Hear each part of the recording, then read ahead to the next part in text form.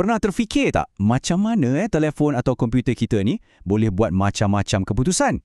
Hari ni, jom kita bongkar 3 idea asas, 3 peraturan yang sebenarnya mengawal setiap satu perisian yang kita guna.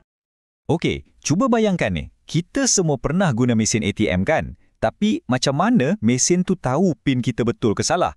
Dan macam mana pula dia boleh bagi kita peluang cuba lagi kalau salah type?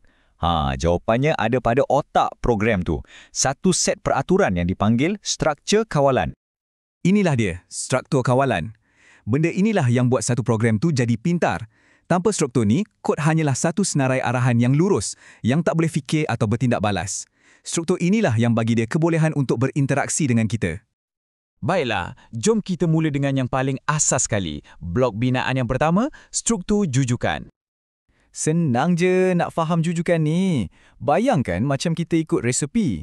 Mesti kita sukat bahan dulu, lepas tu baru kita gaul, lepas tu baru bakar. Tak boleh langkau kan? Samalah macam kod. Komputer akan laksanakan arahan tu satu persatu dari atas ke bawah ikut turutan. Dan selalunya, struktur jujukan ni akan ikut satu corak yang mudah. Input, proses, output. Mula-mula, program dapatkan maklumat. Lepas tu, ia proses maklumat tu. Akhir sekali, ia tunjukkan hasilnya. Simple. Cuma kita lihat slide ni. Sebelah kiri tu carta alih. Nampak kan aliran dia lurus je dari atas ke bawah.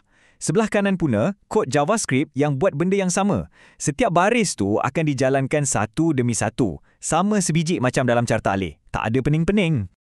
Okey, setakat ni program kita ni macam lurus bendul sikit. Tapi, apa jadi kalau program tu perlu buat keputusan? Kat sinilah struktur kawalan kita yang kedua, iaitu pilihan memainkan peranan. Kita patah balik ke contoh mesin ATM tadi. Bila kita masukkan PIN, program tu sebenarnya tengah tanya satu soalan. Betul ke PIN ni? Jawapannya cuma ada 2. Ya atau tidak.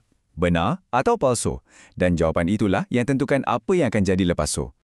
So macam mana kod nak tanya soalan atau buat perbandingan? Ia gunakan operator hubungan. Inilah simbol-simbol yang kita guna untuk bandingkan nilai. Sama ada, sama dengan, lebih besar ataupun tak sama dengan. Inilah alat untuk program kita buat keputusan.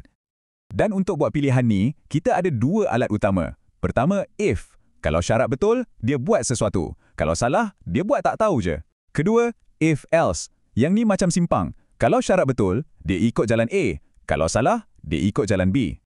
Jom tengok contoh if else ni. Program ni semak ID pelajar. Kalau betul, dia paparkan selamat datang. Kalau salah, dia paparkan akses ditolak. Nampak tak?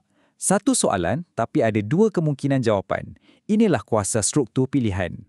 Okey, program kita dah pandai ikut arahan, dah pandai buat pilihan. Tapi macam mana kalau kita nak suruh dia buat benda yang sama berulang-ulang kali? Untuk ni, kita perlukan struktur kawalan kita yang ketiga dan terakhir, ulangan. Struktur ulangan ni, atau nama glamour dia loop, membolehkan komputer buat satu benda tu banyak kali tanpa kita perlu tulis kod yang sama berulang kali. Fikirkan macam senarai main lagu. Dia akan mainkan satu-satu lagu sampailah habis. Itulah konsep loop. Dan ini bawa kita balik ke mesin ATM. Bila kita salah masukkan PIN, program tu sebenarnya mulakan satu loop. Dia akan terus minta PIN selagi PIN tu salah atau sampailah had percubaan kita habis. Contohnya, 3 kali. Secara amnya, ada 2 jenis loop utama. Satu, gelong for.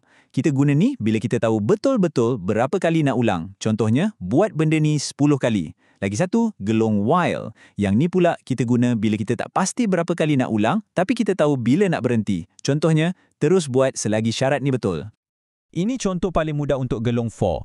Kod ni akan cetak salam sejahtera betul-betul 3 kali. Dia ada pembilang yang mula dari 1 dan dia akan teruskan selagi pembilang tu belum sampai 3. Kita tahu dengan pasti bila dia akan berhenti. Jadi, mari kita simpulkan. Jujukan, pilihan dan ulangan. Kenapa 3 idea yang nampak macam simple ni sangat-sangat penting?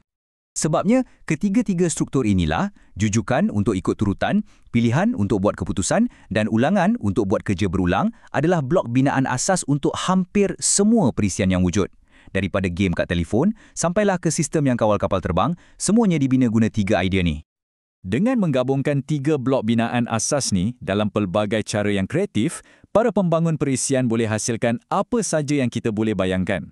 Jadi lain kali, bila anda guna aplikasi kegemaran anda, cuba fikir sekejap tentang gabungan jujukan, pilihan dan ulangan yang sedang menari di sebalik skrin tu.